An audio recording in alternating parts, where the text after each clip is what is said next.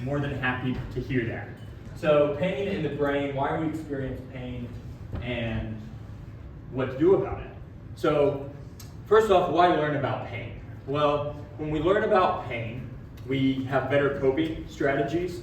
We get more enjoyment out of the activities that we do. We get a new understanding of pain. We have less anxiety and stress related to movement. We shift our focus from controlling pain to living meaningful lives. We have increased confidence in managing our pain.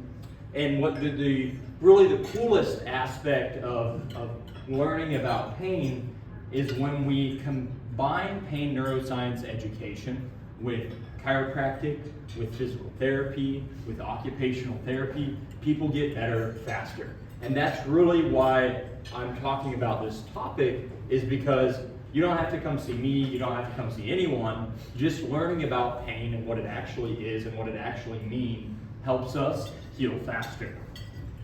So what is pain? Well, pain is a natural part of life. All of us are going to experience pain. Just like we experience sadness, just like we experience excitement, we're going to feel pain, and it's normal, it's personal, and it's always real. We've really improved our understanding of pain since the 70s, the 80s, and 90s, and even early 2000s, when many people would show up to a clinic and say, hey, I have pain, and the doctor would do an MRI, they'd do an imaging finding, and they'd say, okay, well, you're crazy, this is all in your head, there's nothing here that shows us that you should have pain, this isn't real. And we've really gotten past that unfounded ideology. And the reason that we thought that if there was no tissue damage, there should be no pain, is we didn't understand what was going on in the brain. And so that's really what we're going to be talking about today. Pain exists to protect us. I like to think of it as like the devil and the angel on the shoulder, but that's what pain really does, is it exists to protect us. And when the brain senses danger, we feel pain. And that's what it comes down to. Pain is not an indication of tissue damage, and tissue damage is not an indication of pain. We actually don't have pain sensors. We have sensors in our body that tell us and update our brain constantly on what is happening. We have ones that if we touch something hot, it tells us that, okay, there's warmth there. We have sensors that are vibration, and we feel the vibration. We have sensors that respond to chemical stimulus. So if you've ever washed dishes with bleach and you feel like, oh, my fingers feel more slippery. Those are different sensors that communicate with the brain and let us know, okay, what's happening. Now, we do have ones that are more focused on pain, but they're not actually pain sensors. What they do is they tell us when we have a sensation that's out of that normal context. So, you all have all been on dates before, I would imagine, and I imagine you have sat in a theater at one time and you've held a hand with someone and they're rubbing your hand and you're like, this date isn't going very well. This feels really awkward. This is actually kind of uncomfortable. And that feeling, that sensation is uncomfortable. And it's because of the context of that situation. Now, on the other hand, maybe you had a really good date. Your date puts their hand on your hand. They're rubbing your hand, and you're like, man, this feels amazing. I'm having a blast. It's the same exact stimulus, but the brain is interpreting it differently, and that's how pain works. So, as Gloria mentioned, I have a little 2-week-old at home, and right now I don't have to worry about her touching a hot skillet, but my wife and I cook a lot. We use cast iron, and eventually we're going to have to worry about her walking in the kitchen and seeing that cast iron skillet handle stick out and reaching up and touching that.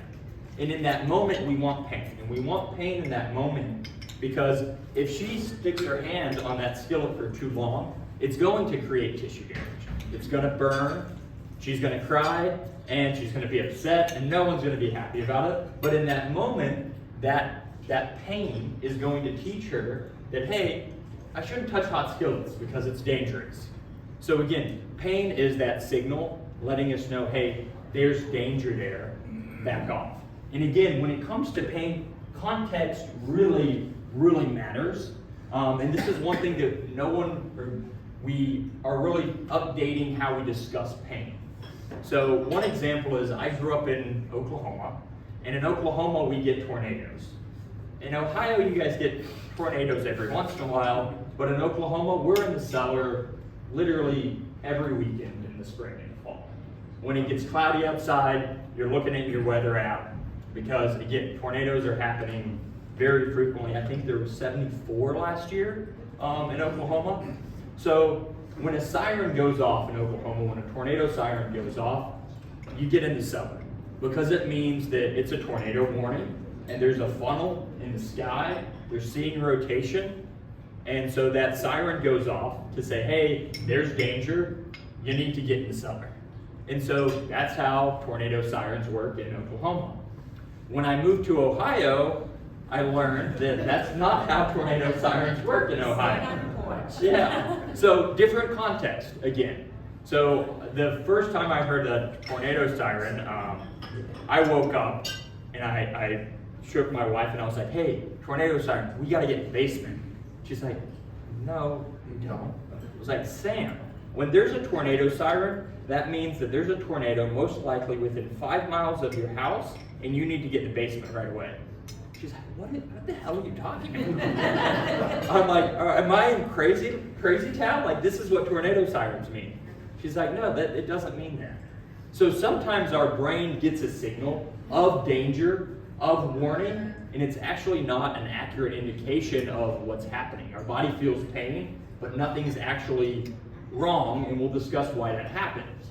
The other instance is when it's noon on Wednesday and we hear a tornado siren. It's not a warning, it's a signal, but in that context, it's not painful. So it's not painful, it's not a warning sign. So we can think of pain as a signal, and we can also think of that signal as kind of an alarm system. That alarm system exists to protect us, but we don't want an overactive alarm system. If someone walked by your house and your alarm went off in your house, and you'd say, okay, I need to get a new alarm system, there's a short somewhere, something's going on with the system, and it's not operating properly. And when it comes to pain, that's often what happens. So again, pain is not an inaccurate indication of tissue damage. How many of you all have had a paper cut before? Of course. Okay. It stings and it's pretty painful. But if you look at it, it's not a big cut. There's not a large amount of damage there.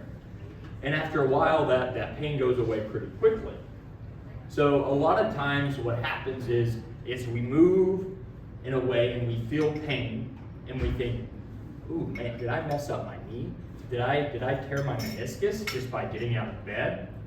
We reach down to get our toothbrush off the floor in the middle of the night because we knocked it off the counter because it was dark, and we hear a pop, and that scares us. We feel some tightness and we think, I think I messed up my back. And we might have a little bit of stiffness, we might have a little bit of soreness of that muscle there, but that pain, that signal isn't an actual indication of tissue damage. And it wasn't really until I was in chiropractic college and after I got my undergraduate degree that I had my own personal experience with this and really started to understand what it meant when people said pain isn't an accurate indication of tissue damage. So when I was in chiropractic college, we learned how to adjust by adjusting each other. So we're literally laying on each other's sides, popping and twisting and popping and cracking. And I was in a lab that was called Diversified Lab at the time. And paired with that lab, we were doing X-ray lab. And I had happened to start getting some lower back pain. In fact, I had started to get some lower back pain, and I started to get a little bit of numbness and tingling down my leg. So when we were in our X-ray lab and they needed a guinea pig, I raised my head and was like, yeah, I got some back pain. Let's get an X-ray and actually see what's going on here. So they took the X-ray, put it up in front of the class, and I found out that I had a spondylolisthesis. What that is where one of the vertebrae slides forward on the other vertebrae below. So, got pain, numbness and tingling down my leg, indicator on an x-ray of something that's not normal. So I go to my professor that's teaching the lab, and I say, hey, I'm having this pain, getting numbness and tingling down my leg, and this is what's on my x-ray. We're learning about this. What do I need to do? And he asked me, okay, well, what have you been doing lately? It's like, well, I lift, I work out, I squat, I lunge, I run, but I really haven't changed anything. And he goes, well, you gotta quit that. You're done squatting, you're done lunging, you don't want to put any weight on your back, because this is just gonna get worse. This is causing your pain, and this is your issue. Now, for me, I was honestly just absolutely devastated, because I had started working out at the age of about 12, 13. I was a scrawny little 74-pounder in 7th grade, and my mom said, if you get 200 pounds, you can play football. Still played football, didn't ever get to 100 pounds until sophomore year. But working out and strength training really became my outlet. I was a kid that suffered with anxiety, obsessive compulsive intrusive thoughts, suicidal ideation, and for me, that weightlifting, that strength training was my outlet. It's where I felt home. It's where that I could go and everything else went away. So I'm in grad school, becoming a chiropractor, and my professor tells me, hey, you know that thing that you do, that you surround your identity with, you need to quit doing it. So I was devastated, and I leave the lab, and luckily there was another professor that was listening to that whole conversation, and he pulled me aside and he said, there's different thoughts on this. Let's talk about it. And he said, what else has been going on? What else have you changed? Well, it was leading up to finals week. I was really, really stressed. I had been having people that did not know how to adjust, rolling me over and adjusting my back. I hadn't been sleeping because, again, finals are coming up. So a lot of stress, not a lot of sleep, a lot of tissue aggravation by getting rolled and twisted a ton. And he asked me the question, he goes, Jake, you know how x-rays work. You know how long it takes to lay down bone and what happens.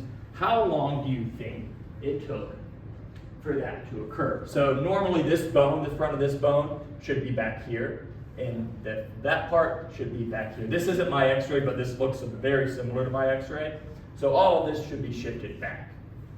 And I said, well, I imagine it's taken a while. And he goes, Jake, that's not the cause of your pain. You're stressed, you're tired, you're getting people to twist and pop and crack. He goes, you don't need to quit lifting. You need to adjust your lifting, and you need to decrease that load for a little while, and then start building back up. But this isn't your issue. This isn't the cause of your pain.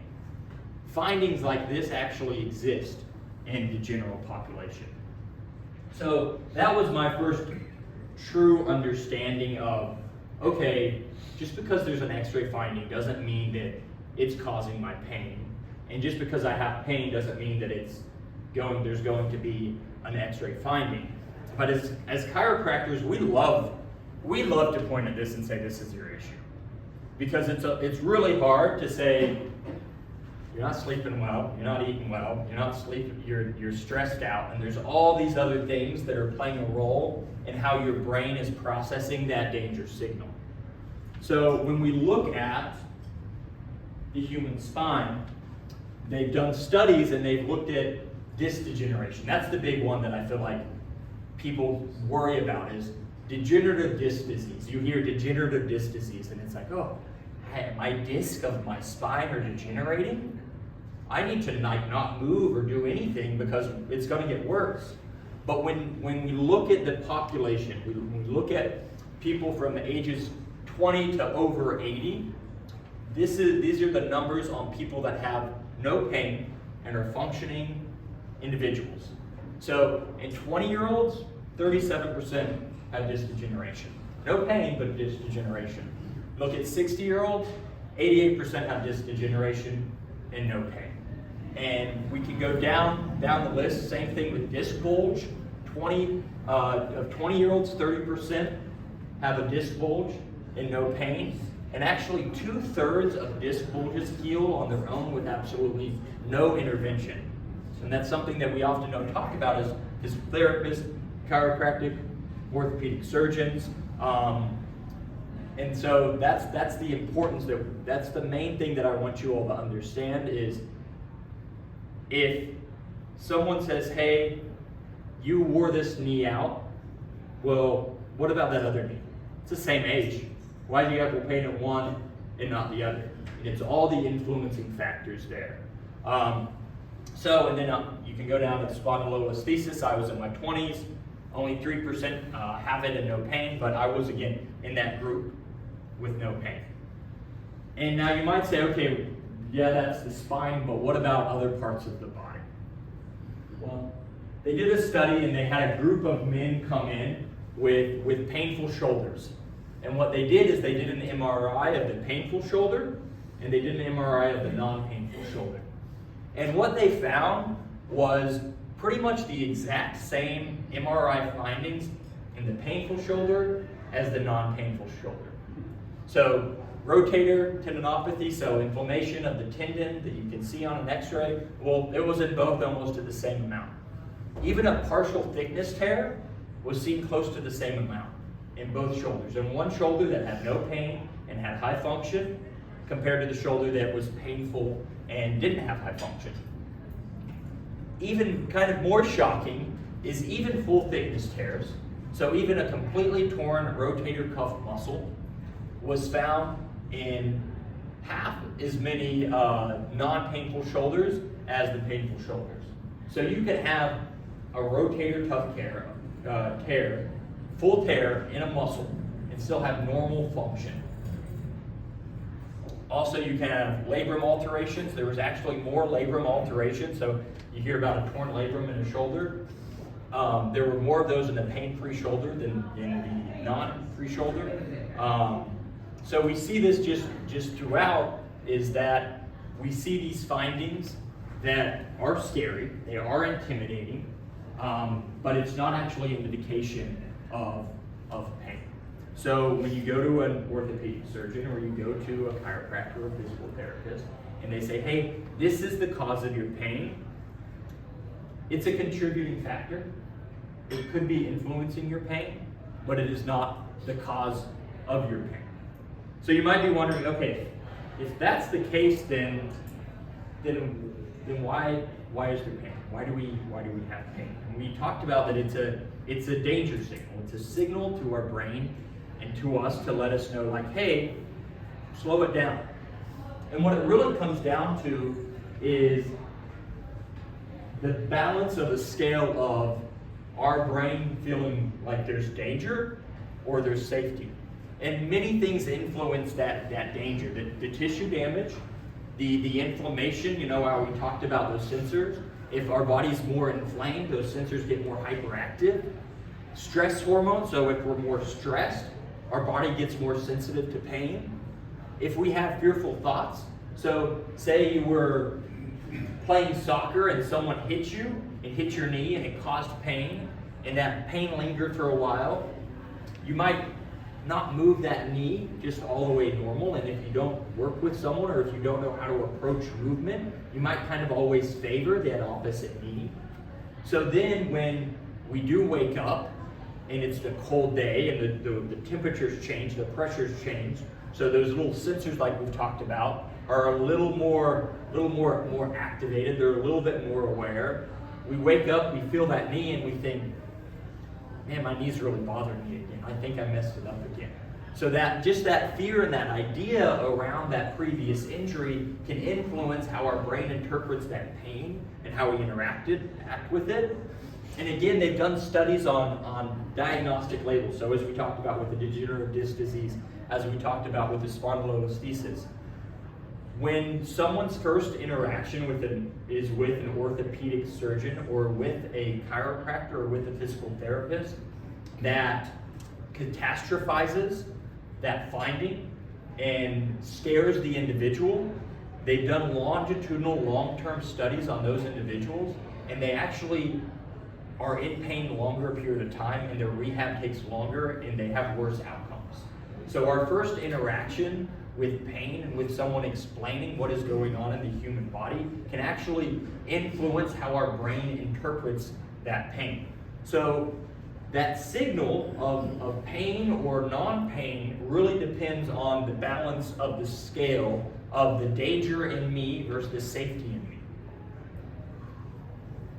When we think of this communication of all these areas of the brain, we don't have a one spot in the brain that is painful, that says, hey, this is the pain center. In fact, if we think of the brain, it's more of an orchestra of multiple parts playing together. Multiple parts of the brain light up when we feel pain. It's just not one area. It's an orchestra. It's complex, and it's a lot of things working together. So again, we talked about the alarm system earlier, and that's really what the other thing that I want us to realize is that when we have that overactive alarm system, when we have your brain's thinking, you're not thinking it, but subconsciously, last time you did this, you hurt yourself. So we move a little bit differently. This feels awkward. Our brain says, this feels off. So we guard that tissue a little bit more. We move and we think, did that feel normal? Or we hear a pop and we're like, what's that noise? So our brain gets more protective. So a lot of times what happens is we injure a shoulder and it's painful, so we don't move it as much. And we make up the movement with the other aspects of our body. And what can happen and what does happen is that muscle, the muscles, the tendons, the ligaments of that area of the body that we injured and was painful, we quit moving it, and it starts to decondition. Those muscles get weaker, those tendons get weaker, those ligaments get weaker, and then we move to go do something again, and because that other part of the body is strong, we think, oh, we can utilize this just as much, and we move, and then we get sore, and we think, I re-aggravated this. So we can start to go into this cycle of pain and inactivity, leading to more pain and inactivity, because the tissue didn't change, and it is an influencing factor. So that imbalance is what equals danger. That imbalance and that danger in me and safety in me is what leads to pain. So, okay, a lot of information, but what do we do with that? Well, the good news is that the brain has an amazing ability to change. The brain is neuroplastic, meaning that those same sensors, that same orchestra that light up when we have pain, that orchestra and those sensors are lit up when we move. And we can actually teach the brain that movement is okay. And what we do when we teach the brain that movement is okay, it rewires it to realize that, okay, actually there's more safety here. There isn't danger. And obviously we don't go into if, we're throwing a baseball with our kid and that's what kind of aggravated our shoulder. We're not going to go straight into throwing a baseball with our kid again. But we're going to slowly expose the body to more movement and slowly increase that movement.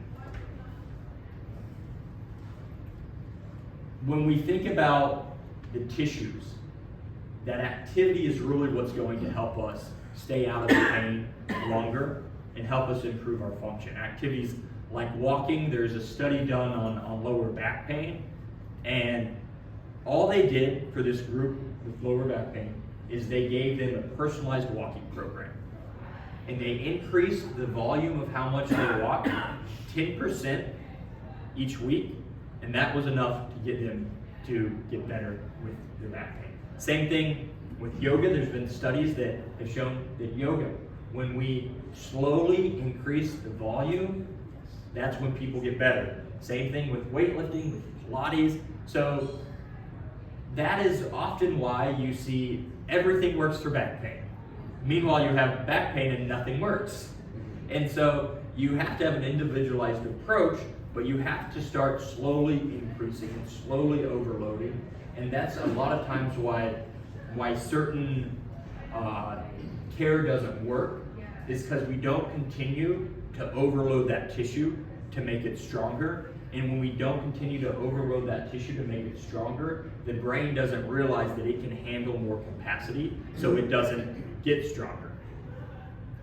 So, I keep talking about the orchestra, but I really think it's kind of the coolest part, because the areas of the brain that are lit up when we are in pain, when we start to move again, it lights up those areas, but in a different way. So if you think about, I don't know why my brain went here, but my grandpa had a farm, and you could see the path that the cattle would go down. They'd walk on that same path and they just wear it down. And you have this huge pasture, and there's like 6 little paths of trails. And that's kind of how, once we injure ourselves, and once we stop moving and we start guarding and we start protecting that, we build essentially a neural groove like that cow had. And the brain starts to think, okay, this is normal. This is my new normal. I'm always going to be in pain. So we can create that neural groove on a localized level. So our brain or our body can think always this area is too sensitive, and that's called peripheral sensitization. Or our brain can be so stressed and that neural groove has lasted so long, and that's what happens with chronic pain, that unless we start to do a neural groove a different way, then that pain's going to continue to exist. And that's why movement is so important when it comes to getting out of chronic pain. That's also why it's so difficult for many of us, because when we have chronic pain and someone says, hey, you should move more, we think, okay, well, what movement do I do? What am I supposed to do? I'm in pain. Everything hurts, and that's when you kind of break it down to more minute and you slowly build up. So what you have to do is you have to find the good movements. You have to find the movements that feel good. So the way I like to think about it is to think about our movement like a stoplight. Your green movements are the movements that are good to go. It's the movements that always feel good. They don't bother you. You feel like you can do them all day. Do those. Do the green movements. Next we have the yellow light movements. These are tolerable, but you want to do too much. It's something that, I can go out and I can garden for 30 minutes, but if I garden for 45 minutes, I know my back's going to start aching up and it's going to start acting up on me.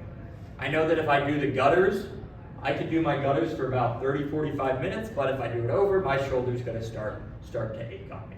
It's the stuff that I can aggravate. I know how to aggravate it, so I don't want to do a ton of it, but I want to do a little bit of it. And then the red ones are the ones that it's going to aggravate, it's going to cause you to have pain, it's going to cause you to tighten up and avoid that area, and we want to avoid those. And what happens when we do more green and we do it in a smart way, we get our yellows to become green. When we do our yellows in a smart way, we get our yellows, when we do our yellows in a smart way, those reds start to become yellows. So we just incorporate a little bit of each to see that slow improvement over time. Lastly, I'm running out of time, so I'm just going to touch on this a little bit. But a lot of the reason individuals get injured and develop pain is due to what in sports science they call the acute chronic workload ratio. And for some reason we don't talk about to the general population about this. But if you go to Ohio State, you go to Notre Dame, you go to any of those universities and you look at the programming that they do to build strength and endurance, is they follow this acute chronic workload ratio. And what that means is they take the amount of activity done in 1 week and they compare it to the activity done the last 4 weeks. And when that ratio is off, so when you do more than 13% of volume compared to the last week of an activity, our injury risk increases dramatically. So a lot of us, it's Ohio, it gets cold in the winter, we quit moving, and then we have to do all of our yard work this weekend. We have to do all of our activities this weekend. We have friends coming over, so we need to clean up the house, and we haven't twisted, moved, or turned that way for months or even longer, and our tissue, our body isn't ready for that movement. So we do get some tissue pain, and we get some tissue dysfunction. And so moving forward, I feel like hopefully you've gotten a good understanding of pain for you all, and I want you all to ask questions. But the second thing, the last thing I'll leave you with is, as we enter the spring, go slow. Take your time. If an hour working outside aggravates your back, your shoulder, your neck, whatever, give yourself 30 minutes, set a timer, and then come back to it in an hour. Let that body relax. Let that safety in me start to grow, and not that danger in me. So that's all I have for you all. So thank you very much. Any questions? Yes, sir. I had a comment